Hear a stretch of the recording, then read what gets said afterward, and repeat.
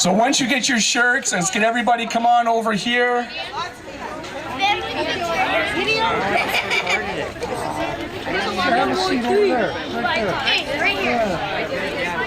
Jerry. It absolutely warms my heart to see all those shirts out here tonight. I want to thank everybody for coming. Pretty hard up there.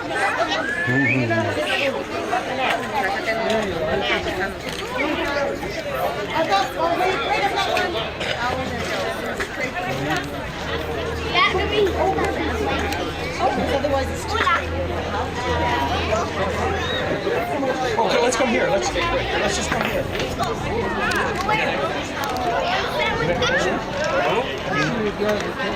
Choose one and soccer ball. You can play soccer, okay? Oh no! Yes, soccer ball. Okay. So she's gonna say Michael, you gotta sit in the middle. Okay, so anybody who doesn't have a shirt, whatever's left at the end of the day, feel free to come by and pick up a shirt. Before we get involved in any of the political stuff, just put your hands up in the air if you guys can hear me. I just want to make sure the sound is good. I want to thank Bates Audio for coming down and supporting this event. Brian is a huge community supporter. And to begin, I want to pass the microphone over to my auntie, our community elder, Wilhelmina McGurman, who's going to say an opening statement. Thank you. Guys, I need you to sit. I can't. Hello, everyone. My name is Wilhelmina McGurman, and I'm glad to be here this evening with Matthew and everybody to come and call for gun amnesty, because I used to work here at Tweedsmuir Middle School for 12 and a half years before they closed it down.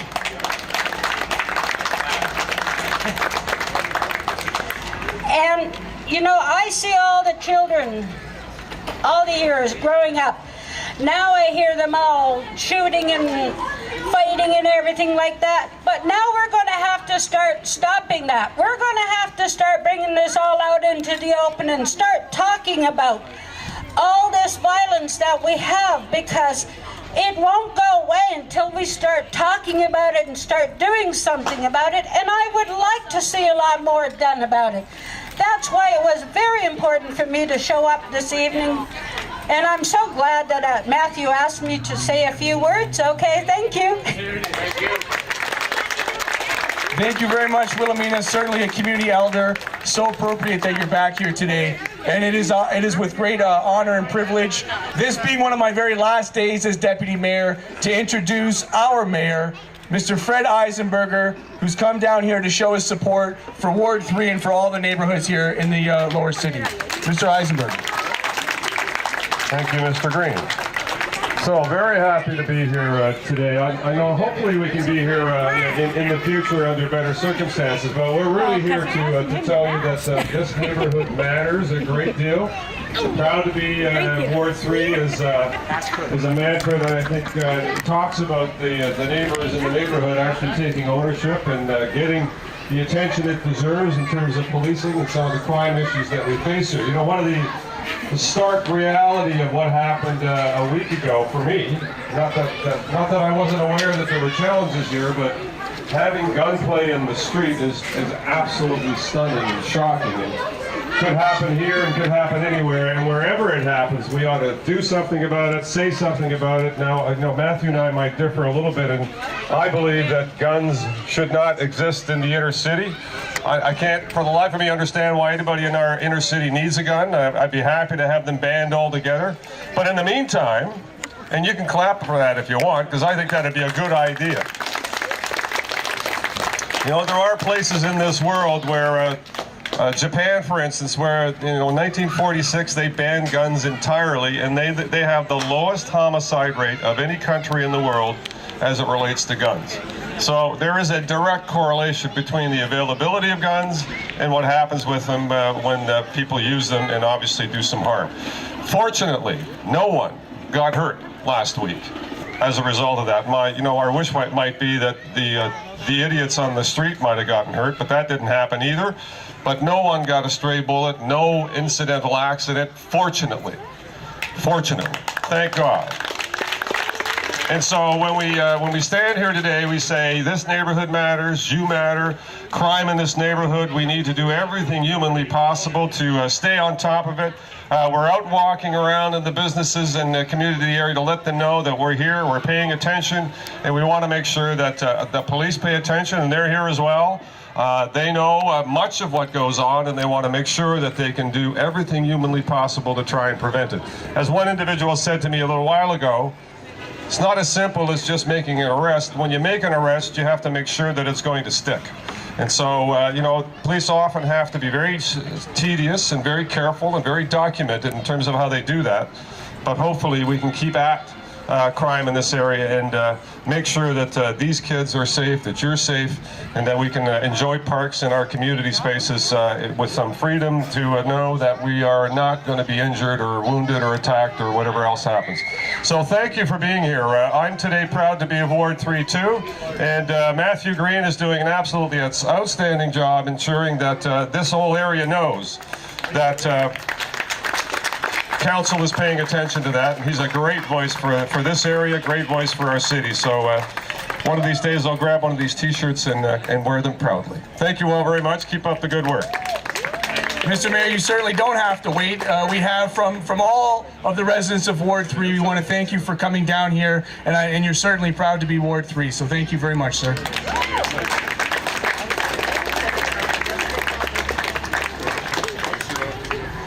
So next up, I'd like to invite Mr. Lyndon George to bring greetings on behalf of Andrea Horvath, MPP for Hamilton Centre and leader of the New Democratic Party.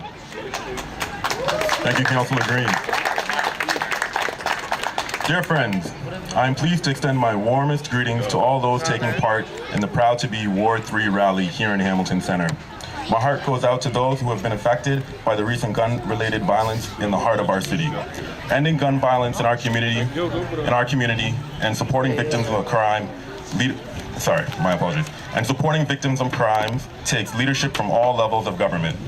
I would like to commend Councillor Matthew Green on organizing today's rally and Hamilton City Council for its unanimous support of the gun amnesty program. As the MPP for Hamilton Centre, I remain committed to working with the city, provincial, federal governments on strategies that reduce crime, keep guns off our streets, and put the safety of Hamilton families front and center. I wish to thank our neighborhood associations, community groups, and religious organizations for their many contributions in helping to make Hamilton Centre, Ward 3, a vibrant and safe community for everyone. Sincerely, Andrew Horvath. Thank you very much, Mr. George. I certainly appreciate that. Recognizing her busy schedule and yourself, Mr. Mayor, your busy schedules, it means the world of us for you to come down here and join us today. I'd also like to recognize Larry Pattison. He's the school board trustee for the Hamilton District School Board, and with him is my good friend, Mr. Tony Perry, who is also the school board trustee for the Hamilton District Catholic School Board. So if you'd like to say a few words, I'd like to hand the microphone over to you, Mr. Perry. Well, thank you, everyone. It's good to see everyone here. I remember I went to St. Patrick's School because I lived just down the street here on Cannon, right at the corner of Madison. And we didn't have, yes, a big round of applause for Cannon and Madison. We didn't have those kinds of issues back then. If you had difficulties, you duked it out after school, and that was it, and that was the end of it. Now, with all this guns and stuff, we're lucky to have a representative of City Hall like Matthew Green representing this great ward, and a wonderful mayor, Fred Eisenberger, who's going to take care of most of our problems, and try to take care of all of them. So I thank you for coming here this evening. Thank you, Matthew, for inviting me to be part of this. And thank you all. Give yourselves a warm round of applause for coming here tonight. Thank you. Thank you very much, Tony.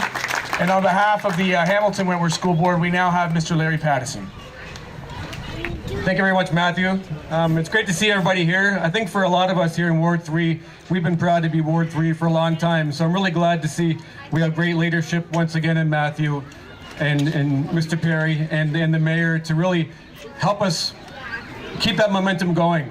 I'm pretty excited to be on the school board and to be working with Matthew. We've been having a lot of conversations about playgrounds and other ways to make sure our kids are engaged, safe, and just improving the community together as best we can. We all know that the graduation rates in this area of the city are low, and together we all have to work together to make sure that our schools are strong and vibrant, keep the conversations going, and I look forward to working with all of you, and please know that I'm available anytime to have any conversations you have about the schools and the issues facing our youth in the city. Thanks very much, and thanks for having me.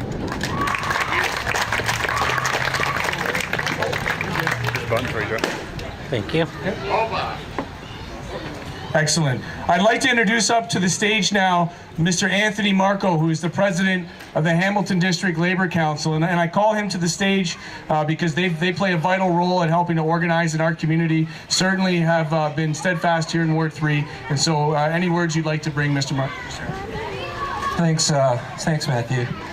Many of you probably don't know that our Labor Council offices are actually in Ward 3 down on Barton Street. And we represent 40,000 unionized workers around the city. But we like to think that we don't just represent unionized workers, that when we think we're doing the best things for unionized workers, that we're doing the best for all workers, for all Hamiltonians. And, you know, when I look out at any crowd that I see in Hamilton, I was born in Hamilton and I've lived here for 46 years. I've never lived anywhere else in my life. And although I hope I don't die soon, I hope I die in Hamilton. I love this city. I would never want to be anywhere else. And there's a thing in labor that we talk about.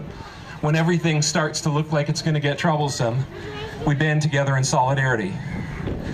And solidarity, for many people, sounds like a very labor-centric word. But at its root, it's not. Solidarity is what you've got here tonight.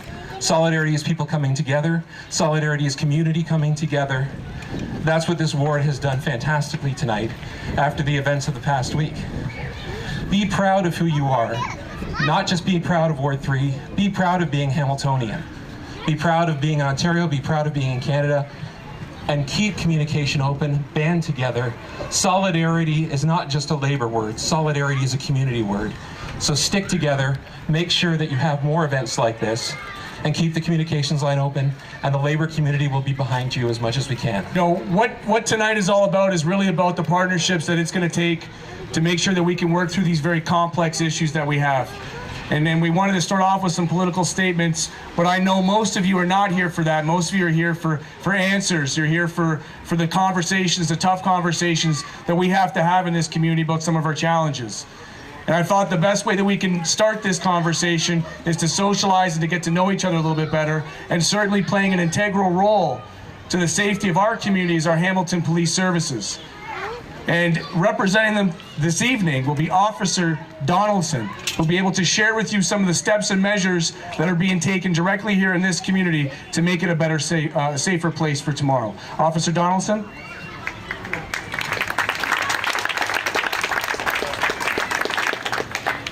Good evening, residents and friends of Ward 3. As Mr. Green stated, my name is Sergeant Michael Donaldson. I'm an officer with the Hamilton Police Action Team. The Hamilton Police take very seriously the incidents that have happened here within the past couple of weeks. Just like it's a concern to everybody in Ward 3, it's a concern to us. As has already been stated, gun violence is something that we're not used to seeing to this degree. It's something we don't want to see. The Hamilton Police is approaching this problem on several fronts. With regards to the two specific recent incidents, our divisional detectives, that is the detectives who work out of Central Station and cover this area, and our Gangs and Weapons Enforcement Unit are both working hand in hand dealing with this. While for investigative reasons, I can't go into the exact details of what they're doing, they are working behind the scenes developing sources. They want to know the people who are involved in these incidents. They want to know the addresses, the locations that are involved in these incidents. And they are working behind the scenes. I know it's hard to have faith sometimes when you see things like this happening, but they are working daily to get to the bottom of this, to develop the information that they need to make arrests and convictions. The other approach that we have to this situation is what you see here and also towards the back there. Two more of the action team officers. The action team, although action is a good word to assign to a team, it's actually an acronym for addressing crime trends in our neighborhoods. This is our neighborhood, this is your neighborhood, and we're here to address the crime trends that are happening here. What you will see throughout the summer is high visibility. Every day, at least one action team is assigned to be visible in this area within the boundaries of the recent incidents. When possible, uniform patrol will also be making an increased presence in the area. I say when possible because the uniform patrol officers that you see in cruisers, they're bound by calls for service. When it's possible for them to proactively patrol, they will be around. When calls for service dictate otherwise, then they have to clear and go to calls for service. But they are aware of the situation. They will be increasing visibility. And the action team, because we're not tied to the calls for service the same way as the uniform patrol is, we will be having increased visibility here. We share your concerns because our statistics bear out that in this area, and I know you refer to this area as Ward 3, we have a little bit of a different designation. We divide the city into geographic territories called beats. The two beats that cover this area, they cover between Main Street and Cannon Street, from Wellington Street to Sherman Avenue. And within that geographic boundary, there actually has been an increase in violent crime between last year and this year. By violent crime, I mean criminal offenses that involve the use of force, be it physical force with fists, firearms, weapons, or what have you. Our numbers do bear out that there has been an increase. So that's a concern to us. We don't want to see that. And obviously you folks don't want to see that. So we are doing our best to deal with it. One thing I must say is that the police are powerless without the public. If you see something, if you know something, if you even have just the slightest idea that you see something, say something. No piece of information is a waste of time to the police. And that's one thing that I will very much emphasize. There are various ways to contact the police. You can simply call the police administrative line, 905-546-4925, and ask to speak to an officer. You can call Crime Stoppers and give your information anonymously. We have our crime managers, who are officers who are assigned to monitor crime in geographic locations, and they're always willing to take information. I cannot emphasize so much how important it is that if you see something, say something. We do take it very seriously, and we are working both behind the scenes with our detectives and our gangs and weapons unit, and we're working up front with our patrol and our action team to make Ward 3, and indeed all of the city of Hamilton, a safe place to live and grow up. Thank you very much, Officer Donaldson. You know, one of the quickest things you learn on the job as a counselor is what you have inside your control and what's out of your control. And when events like this happen, I have to admit I'll be very I'm going to be very candid with you. You feel powerless. You're not quite sure what the answer is, and as an elected official, it's a very difficult thing to admit. I mean, we're elected to have the answers, and yet these complex issues, they don't have one single answer. But certainly working in partnership with the police services is one of those answers, and understanding the trends and statistics are certainly part of it from a policy perspective. But at the end of the day, what it really comes down to is us. It's people. And behind every statistic, there's a person. And I spoke about this last night, about how personal this was to me. And man, I can't even begin to imagine the strength of this woman.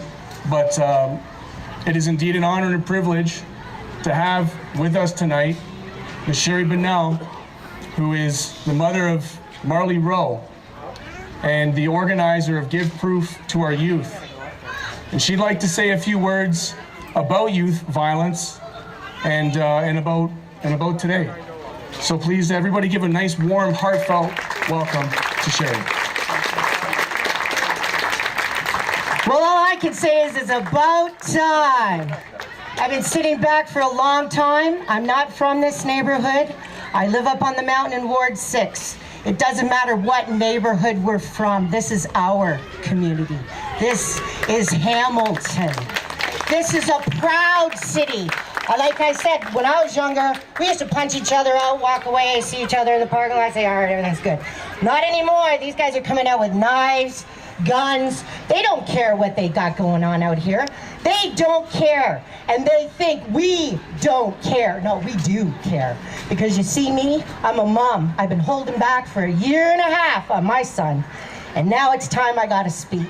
And it's time that things are done in all communities when it comes to gun violence. What do you say to that?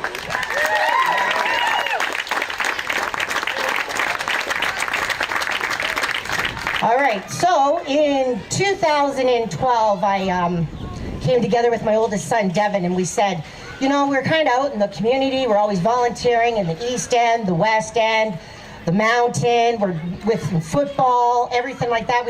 And my son said to me, well, why can't we do something? And I said, well, I don't know where I'm going to get the money, son, but if you find that tree, I can help, right? And he goes, well, we don't need a tree. We can just get out there by word, spread the word. We can get out there and show people that we really, truly care. So in 2013, we launched Give Proof to Our Youth, which is amazing, by the way. And, thank you. And we brought it all together with the help from people like yourselves to make it work. It's no cost to the park. We have bands, we have people, we have barbecues, we have all the youth coming together. They play games, there's tournaments going on. There's everything going on for everything that can happen for the youth. We just show them that there's a better direction out there. We all are one. We all have kids. We all have youth that are young, that are growing, and then they're gonna have youth. What are our streets gonna look like then? No, it's time to get a hold now. That's what I say. Anyhow, so with that all said, our third annual was last year. It just came after the passing of my son, Marley Rowe. God bless you, son. And without the help of my friends and family and people like Councillor Matthew Green and the mayor and all the friends that I have adopted throughout this journey of mine, I don't think I would have had the strength to even be here today. But I am here and I have a voice and I want to speak up just like everyone else should be speaking up. Everyone needs to come together, help out when you can. We're going to pass out flyers. We have an event coming up June the 27th for Give Proof to Our Youth. Now I know it's on the mountain area. It's right off the link at Upper Wentworth at 1199 TB Question Park. If you'd like to come out for the day and chill out and listen to some bands, it's just local area bands that come out, but they rock. They really rock. We've got everything from reggae, rock, country. We've got people from all over our city going to be there. So I'm going to pass out the flyers, and I hope to see you there. Peace out. Let's get this done.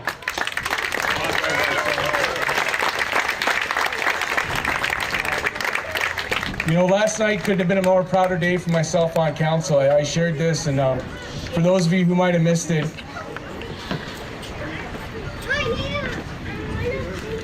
got choked up. January 2nd was the day that I ran as a candidate. It was the same day that we lost Marley.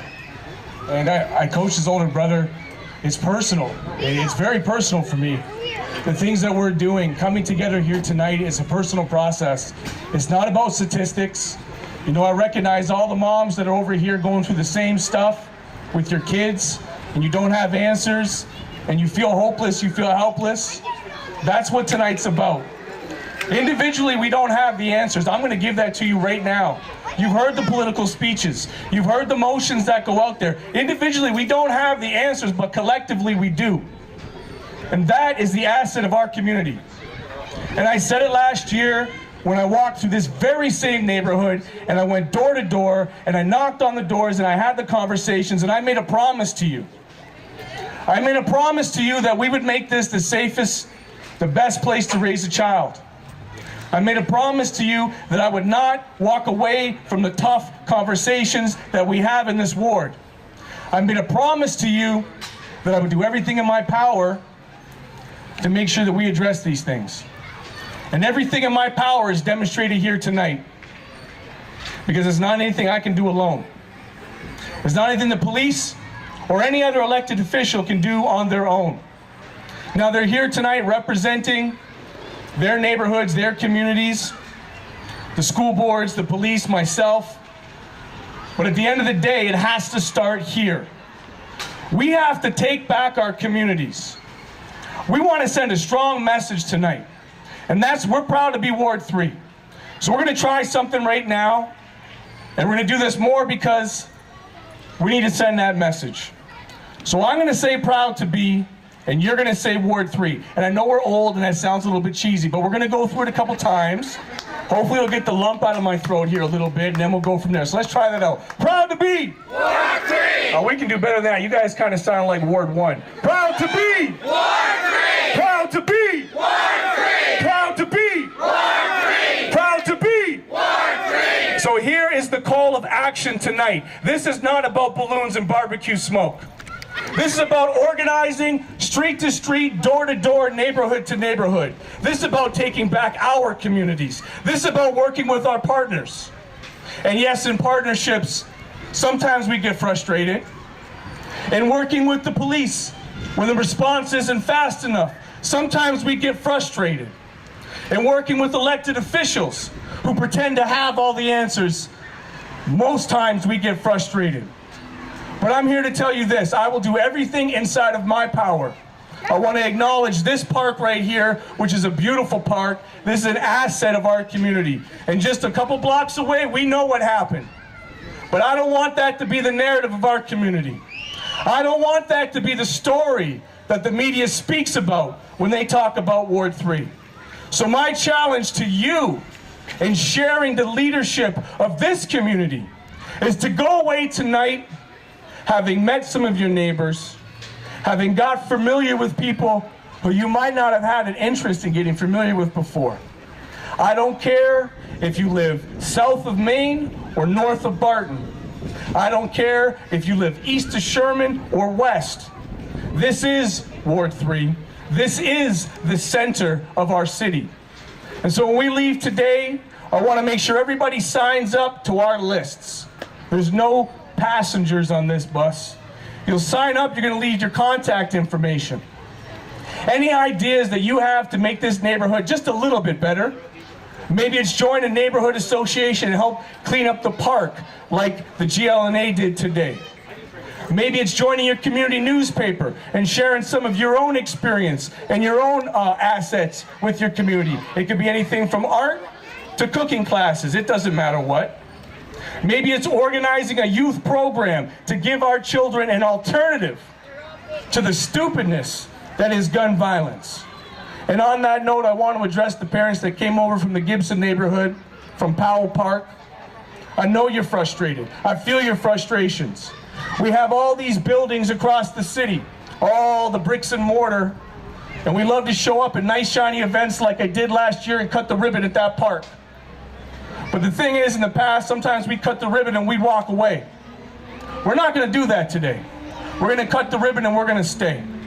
So at any park across this community, if you feel there's an event that you want to put on to make your neighborhood a better place, I will stand by you. And in fact, I'd like to recognize two longtime citizens in this community related to the parks, but you can't complain to them tonight. My good friend Alex and Heather Morose.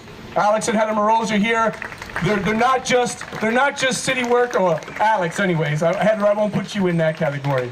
He's not just a city worker. He's here in our community. When things need to get done in our parks, they're here to do that. So to the parents at Powell Park who expressed your frustration earlier, this isn't just about balloons and barbecue smoke. I will personally commit resources, dollars, and most importantly, programming for these kids. Because it's not good enough to criminalize and vilify our youth. It's not good enough to have them up on charges. We need to start at the age of those kids who sat on the edge of this stage and give them alternatives to make our community a better place. Indeed. Do you agree? Yeah. When I say proud to be, you say Ward 3. Proud to be! Ward 3! Proud to be! Ward 3! Proud to be! Ward 3! So what's the ask today? Get to know your neighbors. Number 1, you socialize. Number 2, organize. You're going to leave us a list. And the third most important step is mobilize. And that's we're going to put the words and the talk into action. And we're going to continue to celebrate this neighborhood for all the amazing things it has to offer. Thank you so much from the bottom of my heart to all those people who showed up today, to Sherry for your incredible strength. You are a soldier, sister. We're going to do this for Marley. We're going to do this for Devin. We're going to do this for Marley's son. We're going to do this for all your kids out there. Get to know somebody, sign in, and if you don't have a shirt, make sure you get one. Thank you very much, ladies and gentlemen. Have a wonderful evening.